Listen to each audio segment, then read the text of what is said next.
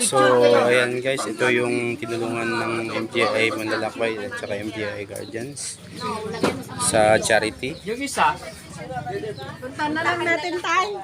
ay puntahan na lang daw. Thank you po sa inyong kapal. Picture din. Dito sa may barangay Lalayog. Sasalita si sister. Sige. Magme-message po si Mami.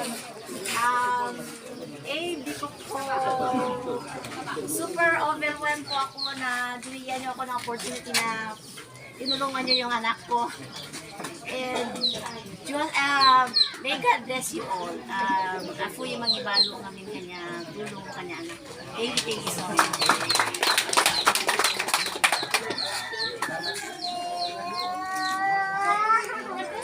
So, ito yung grupo ng MGI Guardians Manlalakbay at saka MGI Guardians.